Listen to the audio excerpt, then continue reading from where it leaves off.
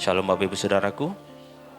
Kita buka Alkitab kita di dalam kitab Mazmur pasal yang 18. Mazmur 18 ayat 1 sampai dengan ayat yang ke-7. Mazmur 18 ayat 1 sampai dengan ayat yang ke-7 kita baca bersama-sama. 2, 3. Untuk pimpin biduan dari hamba Tuhan yakni Daud, ia menyampaikan perkataan nyanyian ini kepada Tuhan. Pada waktu Tuhan telah melepaskan dia dari cengkraman semua musuhnya dan dari tangan Saul.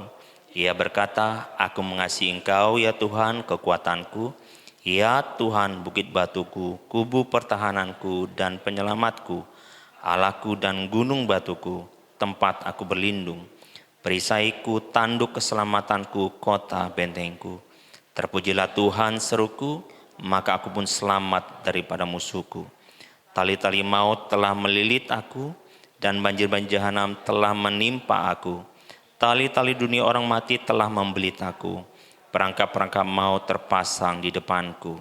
Ketika aku dalam kesesakan, aku berseru kepada Tuhan. Kepada Allahku, aku berteriak minta tolong. Ia mendengar suaraku dari baiknya. Teriakku minta tolong kepadanya sampai ke telinganya. Amin. Bapak Ibu Saudaraku, malam hari ini kita belajar dari pribadi Daud. Saya memberi tema bersyukur di tengah kesesakan. Saya ambil itu dari yang ayat yang ke-7-nya. Kalau kita melihat bagaimana kesesakan yang dialami oleh Daud, kalau kita lihat di ayat 1, di situ digambarkan sekilas bahwa yang dialami Daud, dia dilepaskan dari musuh-musuh dan dari tangan Saul. Sebenarnya kalau kita lihat dari Mazmur 18 ini Bapak Ibu Saudaraku, sebenarnya itu pujian Daud di dalam 2 Samuel 22. Hal yang sama juga di situ digambarkan Daud. Dan pemazmur kembali mencatat nyanyian syukurnya di hadapan Tuhan. Kalau kita lihat di ayat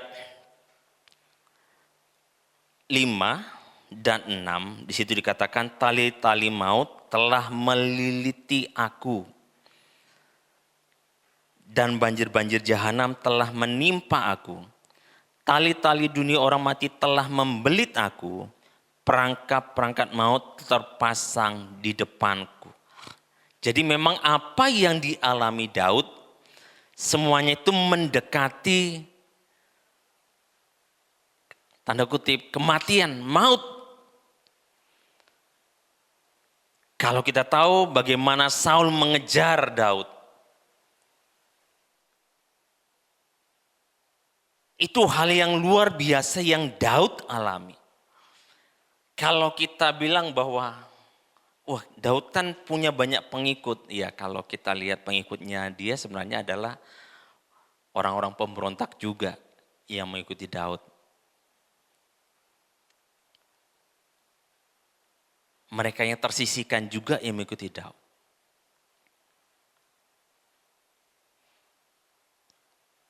Tapi apa yang dialami oleh Daud, kita dapat melihat dan belajar bersama-sama Bapak Ibu Saudaraku. Saya menyampaikan ini bukan saya juga sudah wah tidak.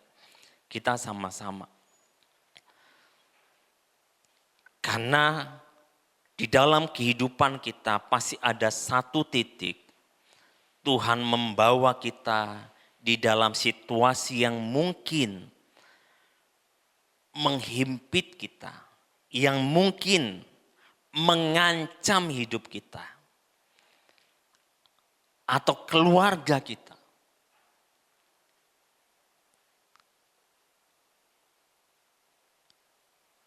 Mungkin situasi-situasi itu bisa Tuhan perhadapkan. Dan bagaimana seharusnya kita bisa merespon dengan setiap situasi yang kita alami.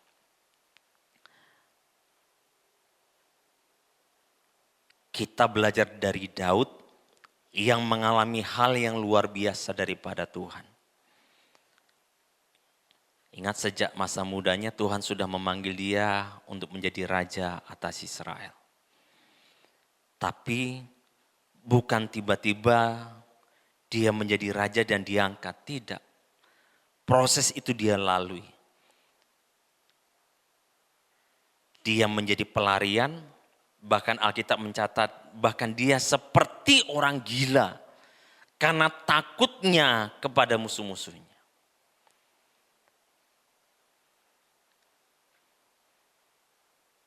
Saya percaya kita enggak sampai seperti itu ya. Tapi Daud sampai kepada, saya bilang, titik terendah.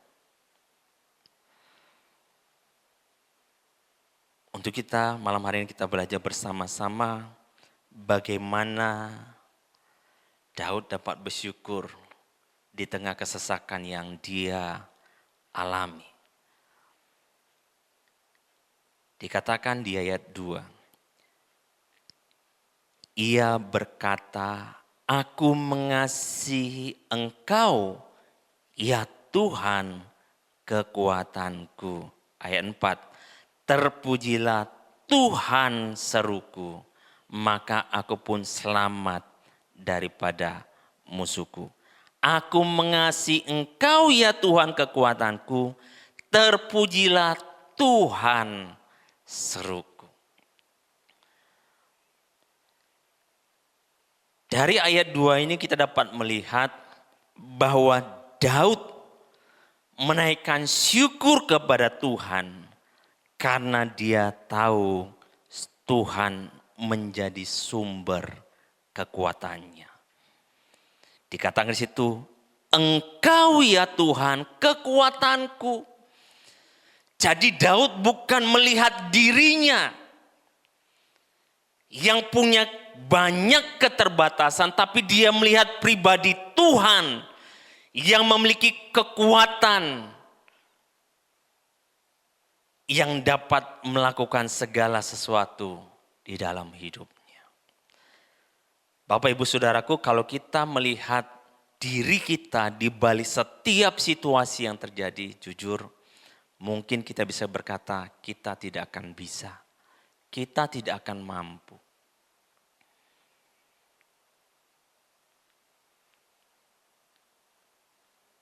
Siapa di sini yang sanggup mengasihi orang yang sudah menyakitinya?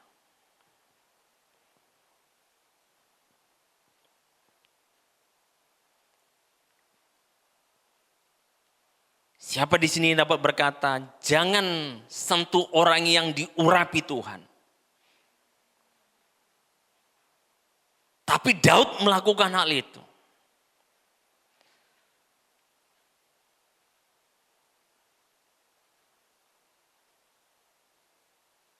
Saat orang-orang yang mengikuti Daud berkata kepada Daud, sekarang Tuhan sudah menyerahkan nyawa Saul ke dalam tanganmu.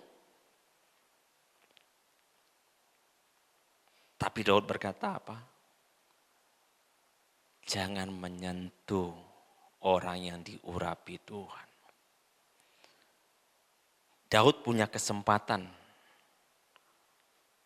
membalas setiap perbuatan yang Saul lakukan. Dia bisa membalas sakit hatinya kepada mertuanya sendiri.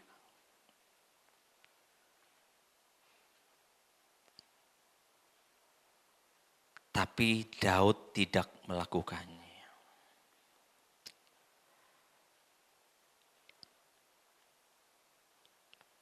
Jangan bersandar kepada kekuatan kita yang terbatas. Amin. Bersandar kepada Tuhan yang memberikan kekuatan kepada kita.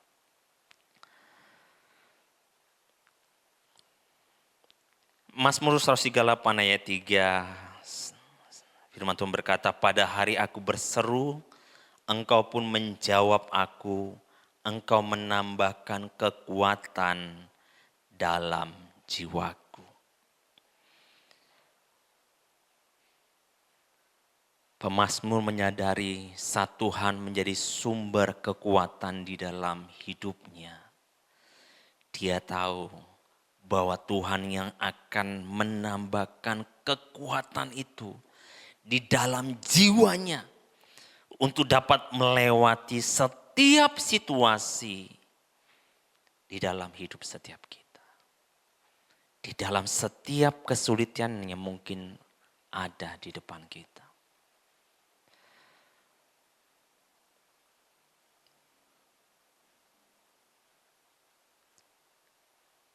Jadi mari hal yang pertama yang dapat kita belajar dari pribadi Daud,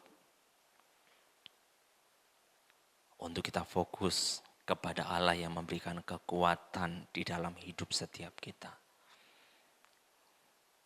Bukan kepada kesulitan, bukan kepada masalah yang ada di depan kita. Tapi kepribadi Tuhan yang luar biasa di dalam hidup kita.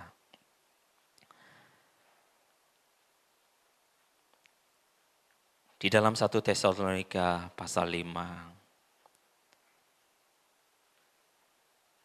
Paulus mengajak jemaat di Tesalonika untuk mengucap syukur dengan setiap hal yang terjadi di dalam kehidupan setiap kita. Jadi ucapan syukur itu adalah bagian di dalam kehidupan kita sebagai orang-orang percaya. Amin.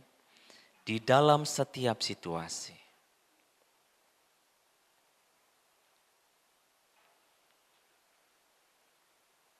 Baik itu sesuatu yang menyenangkan maupun yang tidak menyenangkan bagi jiwa kita. Mari kita belajar mengucap syukur. Karena disitulah kekuatan bagi jiwa kita. Amin. Di situ kekuatan bagi jiwa kita.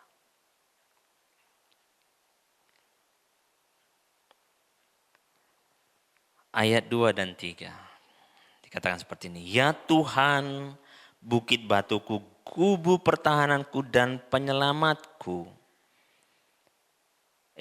Ayat 2 dan 3 ya.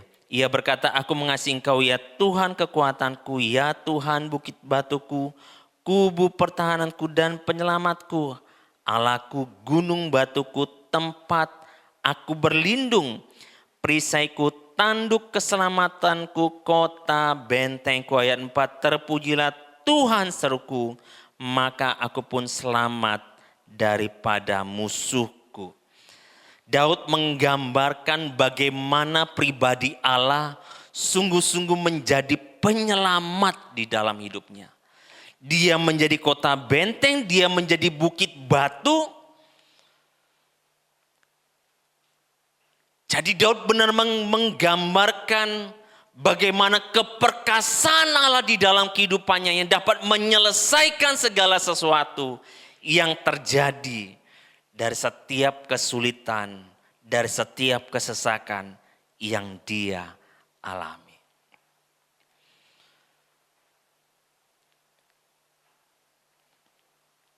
Allah menjadi tempat keselamatan di mana Daud dapat menyandarkan pengharapannya. Daud benar-benar percaya bahwa hanya Allah yang sanggup melepaskan dia dengan setiap situasi yang terjadi. Itu yang Daud nyatakan lewat ayat 2-4 yang kita baca.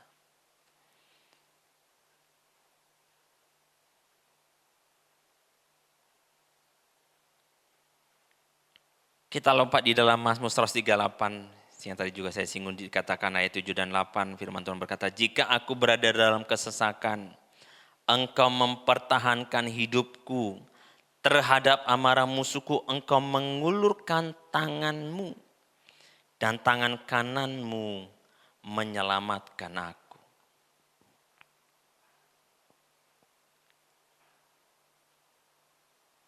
Tuhan benar-benar menjadi bagian di dalam kehidupan Daud sebagai penyelamat yang luar biasa.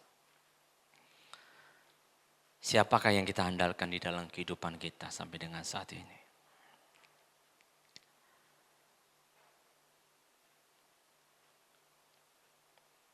Bisakah kita sama-sama untuk menyatakan, Tuhan, sungguh-sungguh menjadi penyelamat yang luar biasa di dalam hidup kita? Ataukah ada pribadi lain yang kita andalkan?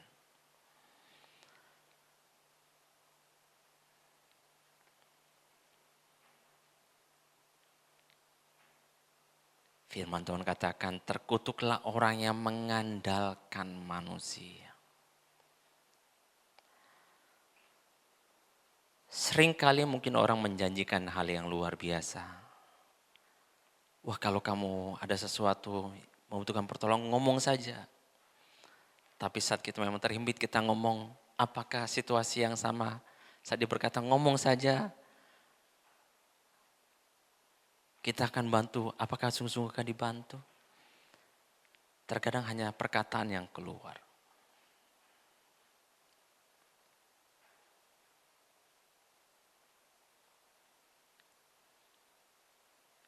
Daud menyadari bahwa Allah lah yang menjadi tempat keselamatan. Yang dapat menyelamatkan dia dari setiap situasi himpitan, kesesakan di dalam hidupnya. Hanya Allah.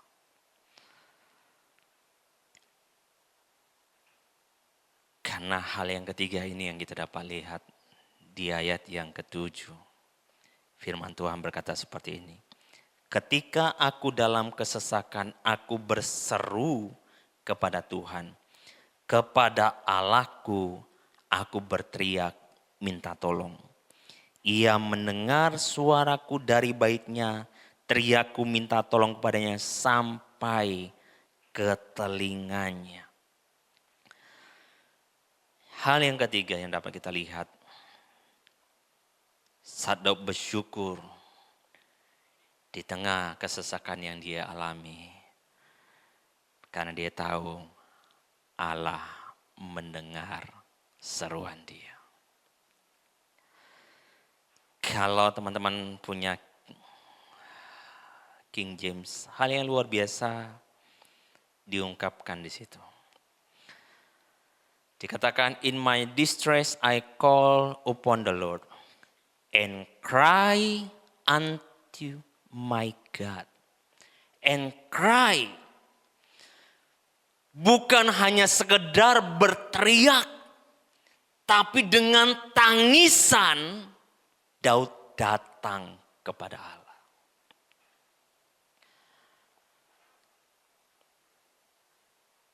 Terkadang tetesan air mata itu berbicara banyak dari hanya sekedar kata-kata.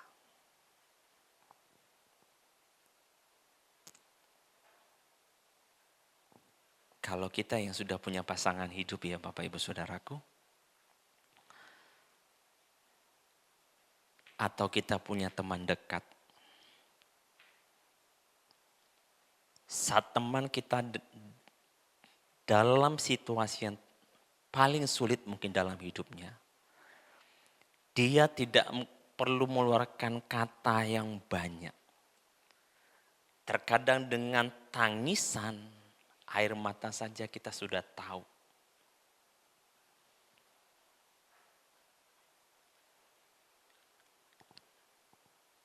Begitu juga Tuhan dalam hidup kita, amin.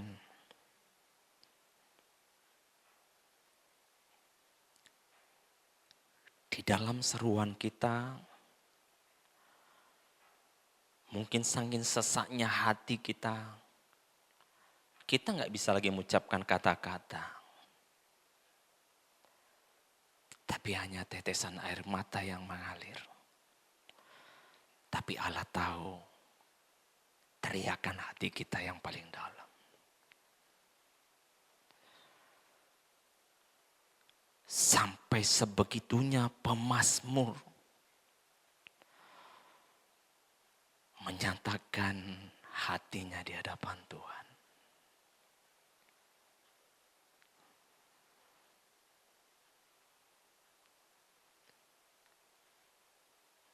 hari di dalam kehidupan kita, saat situasi itu mungkin diperhadapkan di hadapan kita, mari kita datang, bukan dengan banyak kata-kata, tapi dengan hati yang tulus datang di hadapan Tuhan. Dengan kerendahan hati datang di hadapan Tuhan. Karena kita bukan siapa-siapa. Kita bukan apa-apa. Tapi Tuhan katakan, Dia menjadikan kita biji matanya yang begitu berharga di hadapan Tuhan. Itu Tuhan berikan.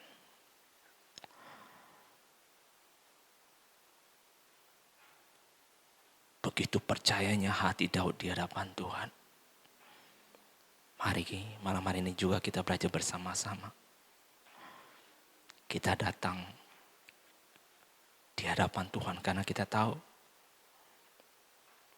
tangisan kita, seruan kita, Tuhan mendengarnya. Amin. Karena kasihnya kepada kita. Karena begitu berharganya kita di hadapannya. Apapun kondisi kita, datang di hadapan Tuhan. Kita bukan apa-apa, tapi Dia jadikan kita begitu berarti di hadapan Tuhan.